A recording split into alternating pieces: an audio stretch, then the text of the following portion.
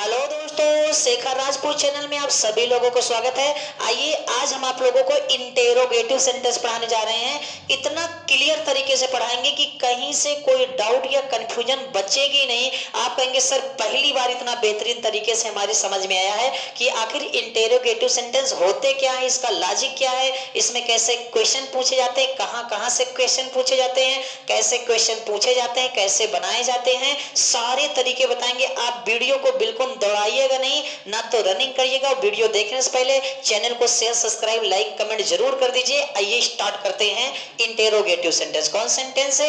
Interrogative sentence. आइए start करते हैं इंटेरोगेटिव सेंटेंस। देखिए इंटेरोगेटिव सेंटेंस से ये कुल मिला के अगर कहा जाए हिंदी में तो ये प्रश्न पूछने का काम करते हैं। किसका काम करते हैं? प्रश्न पूछने का काम करते हैं। तो अगर हम इसके डेफिनेशन की ओर चले, जी हाँ, अगर हम इसकी डेफिनेशन की ओर चले तो मैंने पहली वीडियो में भी आपको बताया था कि एक डेफिनेशन नहीं 10-20 डेफिनेशन बन जाएंगी, लेकिन सबका सेंस, सबका मतलब, सबका अर्थ सेम ही होगा, कुछ अलग नहीं होगा।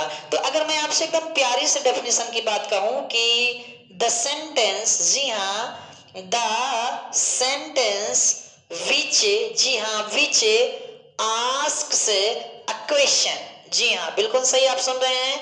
The sentence which asks a question is called, जी हाँ, is called an interrogative sentence, is called interrogative sentence. आप बढ़िया से समझिए और मैं इसको एकदम क्लियर कर देता हूं, ठीक है ना।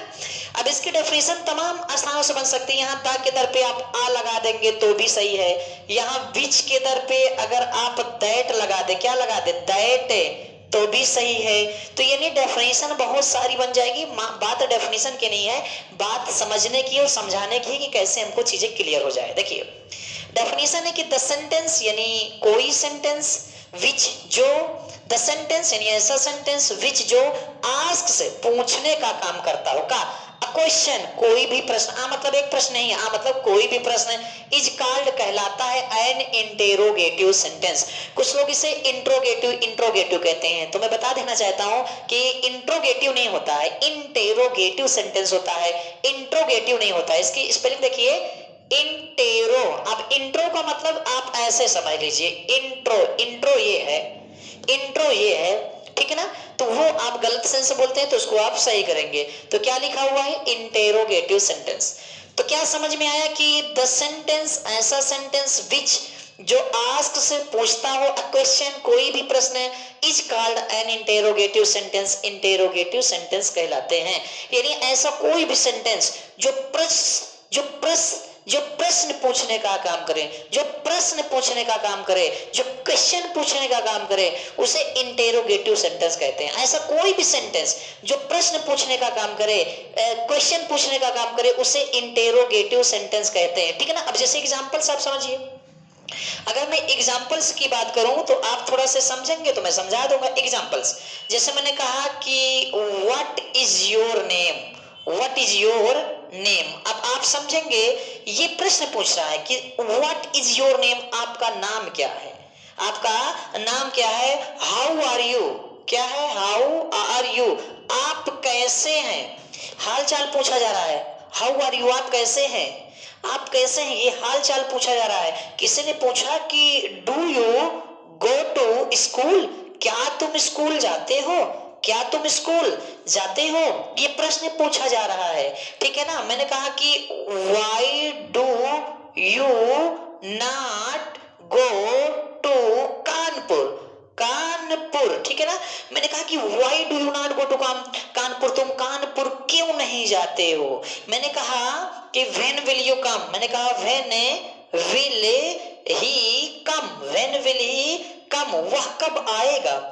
व्हेन मतलब कब, विल ही कम, वह कब आएगा, कब आएगा, जब बुलाएंगे तब आएगा, ठीक है ना। कब आएगा, कब आओगे, कब आओगे। और जिस्म से जान जुदा होके क्या तब आओगे, तो देर ना हो जाए, कहीं देर ना हो जाए, इसलिए कब आओगे, कब आओगे, जिस्म से जान जुदा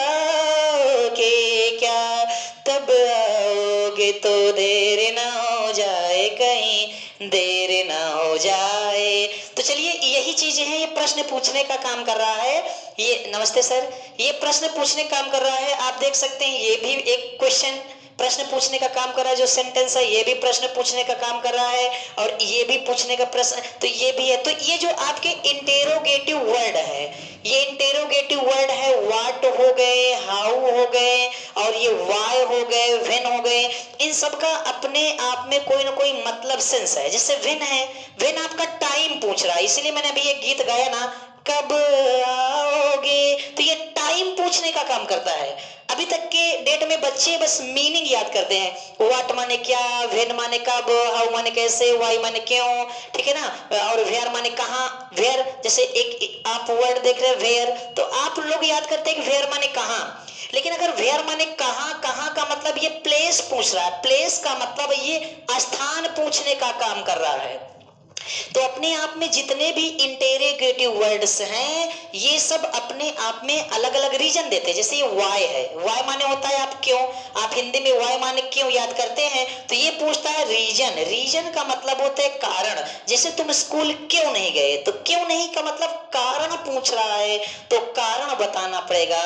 सर थोड़ा से पढ़ा रहे थे, तो कारण पूछना पड़ेगा। कारण का मतलब ये हो गया कि जो व्हेन है, वेयर है, और हाउ है, व्हाट है, व्हाई है, और ये वेयर है, ये सारे वर्ड्स जितने हैं ये आपके सब अलग अलग रीजन पूछते हैं। व्हेन पूछता है, टाइम पूछता है, वेयर पूछता है, प्लेस पूछता है, व्हाई पूछता है, रीजन, हाउ पूछता है, मैनर। तो इनके बारे में हालांकि अभी हम आपको डिटेल में बताएंगे, इसकी कोई समस्या तो है नहीं है।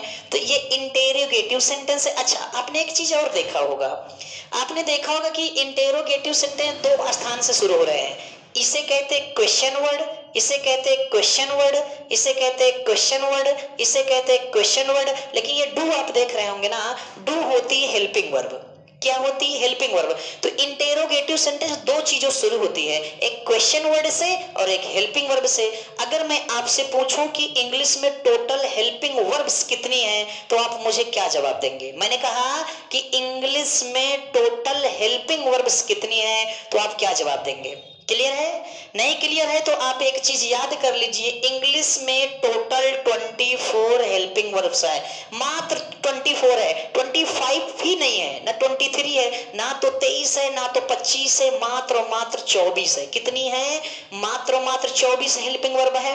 अब 24 हेल्पिंग वर्ब में आप समझ लीजिए, is, am, are, was, were, has, have, had, do, does, can, could, may, might, will, would, shall, should, must, are, dare, need, used to. 24 हो गई। हेल्पिंग वर्ब इतनी है जो कि ये मेन वर्ब है, कि मेन वर्ब का भी काम करती है। कैसे हम बाद में बताएंगे। तो 24 हेल्पिंग वर्ब है पूरी इंग्लिश में, 25वीं है ही नहीं, अभी हम डिटेल करते हैं।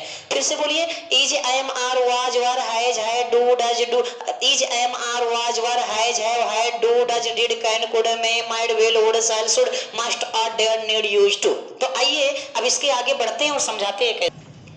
अब देखिए इंटेरोगेटिव को हम लोग टू टाइप से पढ़ेंगे। मतलब इंटेरोगेटिव सेंटेंस का मतलब होता है क्वेश्चन पूछना, प्रश्न पूछना। तो दो तरीके से प्रश्न पूछे जाते हैं। कितने तरीके से? दो। आप एकदम क्लियर पढ़िए, इससे ज्यादा बढ़कर और क्या होगा, मैं एकदम क्लियर स्पष्ट कर देता हूं आपको। देखिए, अगर मैं एक बात करूं तो एक इंटेरोगेटिव का जो टाइप होता है उसे कहते हैं यस नो टाइप। क्या कहते हैं? यस और नो टाइप सेंटेंस। क्या कहते हैं? यस और नो टाइप सेंटेंस कहते हैं। और दूसरा होता है WH टाइप सेंटेंस। कौन टाइप? WH type. कुछ लोग इसे WHO भी बोलते हैं। हाँ हाँ, बताएंगे कैसे बोलते हैं। तो इंटेरोगेटिव सेंटेंस कितने टाइप्स के होते हैं? दो टाइप के। एक होते हैं यस नो टाइप सेंटेंस और एक होता है WH टाइप सेंटेंस। कुछ लोग इसे WHO भी बोलते हैं। क्यों बोलते हैं उसको हम बताएंगे अभी। अब देखिए, तो यस नो टाइप सेंटेंस का जो उत्तर दिया जाता है वो या तो यस में दिया जाता है या तो नो में, अर्थात या तो हाँ में दिया जाता है या तो ना में दिया जाता है।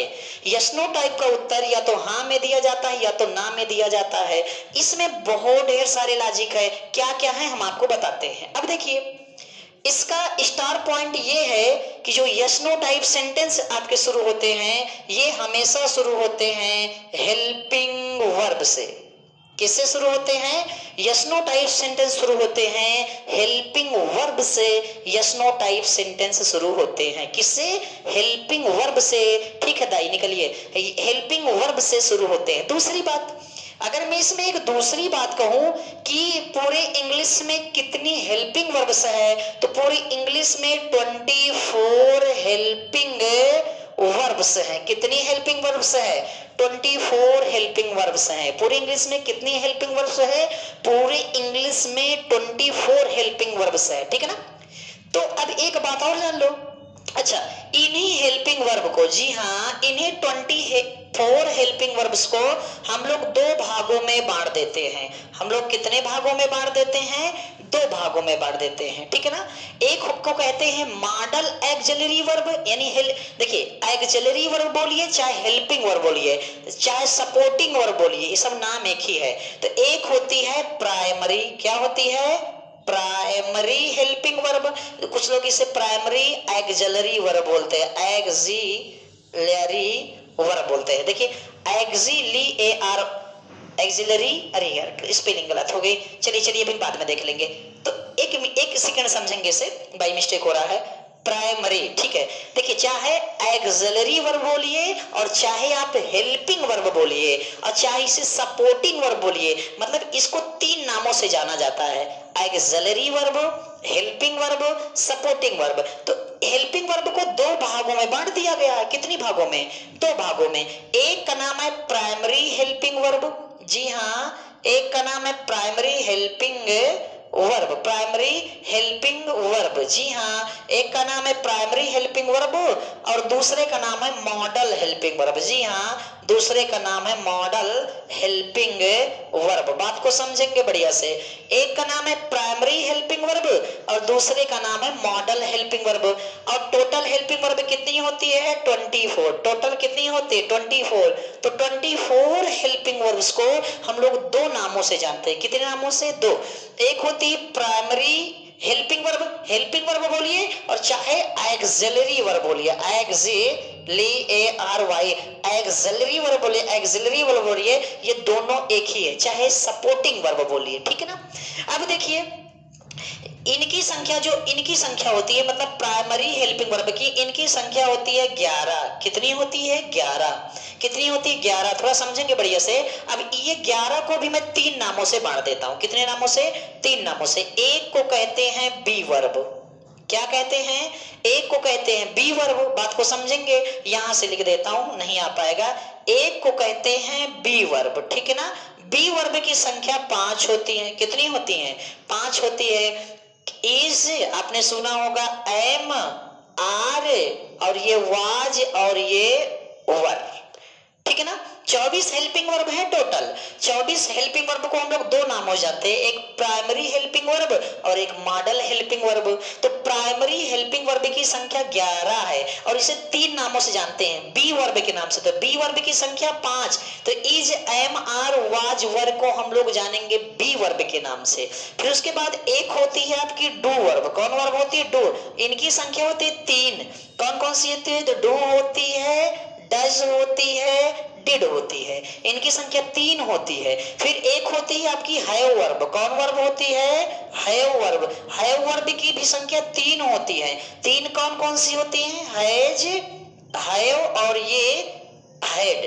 तो देखिए 5 3 8 3 11। तो ये जो प्राइमरी हेल्पिंग वर्ब होती है आपकी कितनी हो जाती है? 11 हो जाती है। बढ़िया समझेंगे, प्राइमरी हेल्पिंग वर्ब आपकी 11 हो गई। अब देखिए मॉडल हेल्पिंग वर्ब की संख्या कितनी होती है? मैंने अभी भी बताया कि इनकी संख्या होती है आपकी 13 होंगी। क्यों 13 होंगी? क्योंकि 11 और 13 कितना हो जाएगा? 24। 24 ही तो टोटल हेल्पिंग वर्ब है ना। 20 मतलब 24 हेल्पिंग वर्ब है पूरी इंग्लिश में। तो 24 को दो नामों से जाना गया, primary helping verb, model helping verb. तो प्राइमरी हेल्पिंग वर्ब की संख्या 11 है, जो देखो 11 हो गई। तो इनको जानते हैं बी वर्ब के नाम से। अगर कोई पूछे बी वर्ब कौन कौन सी है, तो बताइए इज, एम, आर, वाज, वर। अगर कोई पूछे डू वर्ब कौन सी है, तो डू, डज, डिड। कोई पूछे हैव वर्ब कौन सी है, तो हैज, हैव। अब देखिए इनकी संख्या कितनी होती है? इनकी संख्या आपकी होती है 13। कितनी होती है? 13 होती हैं। आपने सुना होगा कैन, कुड, कैन, कुड सुनते जाएंगे, मे, माइट, ठीक है ना, विल क्या चीज, विल, वुड, विल, वुड, फिर सुनते जाएंगे शैल, शुड, शैल, शुड, फिर सुनते जाएंगे मस्ट, फिर आट, मस्ट, आट, फिर हो जाएगा डेयर, फिर यहाँ हो जाएगा नीड, और फिर हो जाएगा यहाँ हो जाएगा यूज टू, क्या हो जाएगा यूज टू।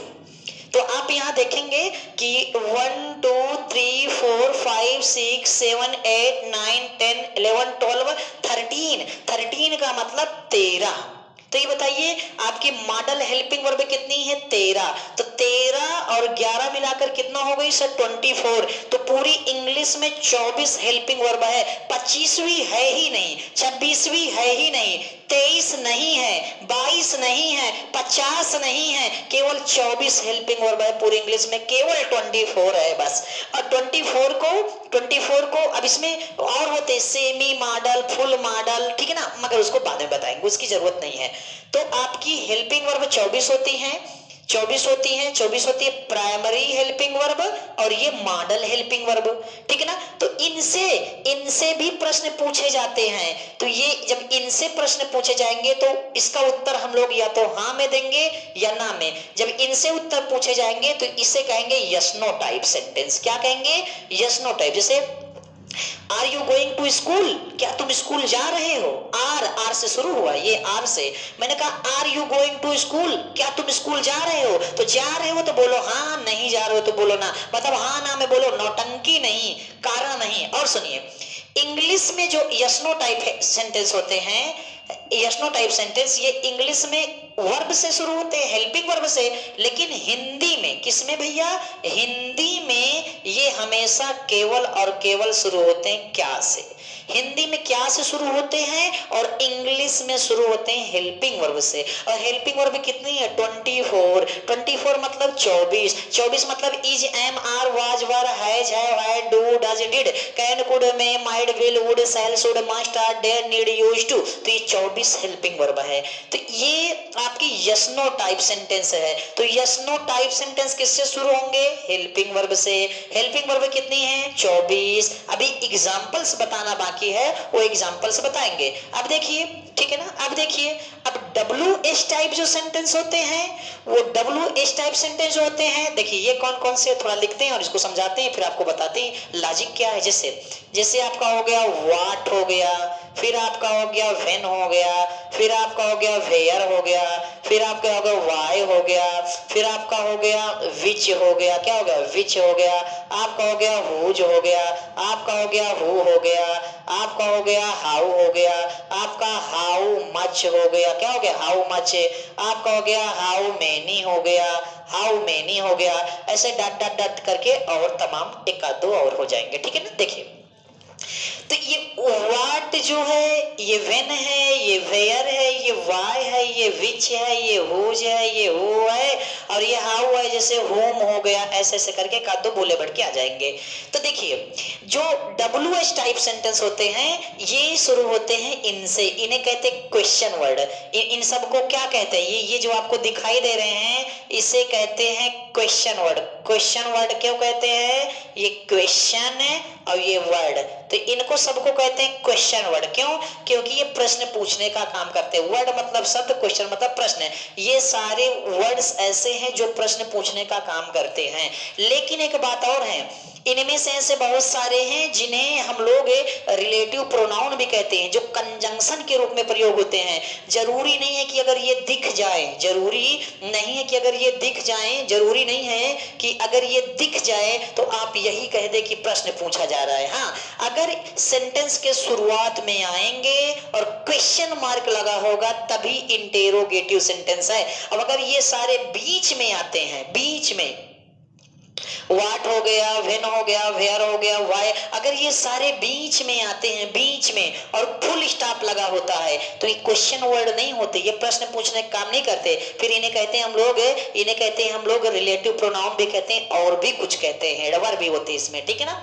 तो अब इनका एग्जाम्पल्स जो है ना हम आपको भली भांति समझाते हैं। देखिए वीडियो काफी टाइम हो गया, एक बार इसे फिर समझ लीजिए, फिर उसके बाद हम कहानी शुरू करते हैं। देखिए इंटेरोगेटिव सेंटेंस मतलब जो प्रश्न पूछने का काम करते हैं उसे इंटेरोगेटिव सेंटेंस कहते हैं। तो इंटेरोगेटिव सेंटेंस दो टाइप के होते हैं, या एक यस नो टाइप से प्रश्न पूछे जाते हैं, एक WH टाइप से। यस नो टाइप से जब प्रश्न पूछे जाएंगे तो ये हमेशा हेल्पिंग वर्ब से शुरू होंगे, और हेल्पिंग वर्ब कितनी होती? 24 कौन होती? ये सब होती है। तो जब is am are was were इनसे जब प्रश्न पूछे जाएंगे तो इसका उत्तर या तो हाँ में देंगे या तो ना में, और कोई लॉजिक नहीं, या तो हाँ में या तो ना में, इसके अलावा कोई दूसरा लॉजिक है ही नहीं, ठीक है ना। इसे कहते हैं यस नो टाइप। क्यों कहते हैं? मैंने कहा आर यू हंगरी, क्या तुम भूखे हो? तो भूखे हो तो यस, नहीं हो तो नो, मतलब हाँ ना में जवाब देते हैं, ठीक है ना।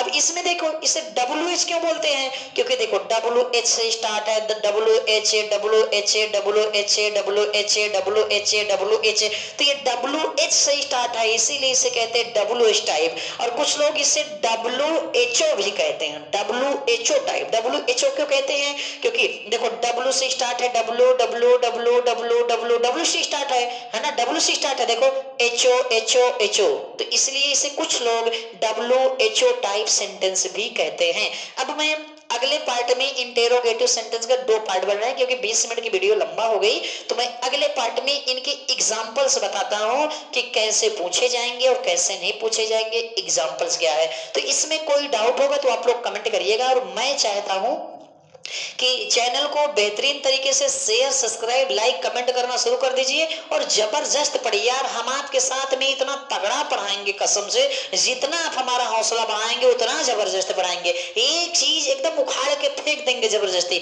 आप केवल पढ़ना शुरू करिए, बाकी आप हमारे ऊपर छोड़ दीजिए। पढ़ाई की टेंशन, समझाने की टेंशन मत लीजिए, आप सपोर्ट करिए, एकदम उखाड़ के फेंक देंगे, जबरदस्त पढ़ाएंगे। ओके दोस्तों, अगली वीडियो में इसके एग्जाम्पल्स बताते हैं। Thank you.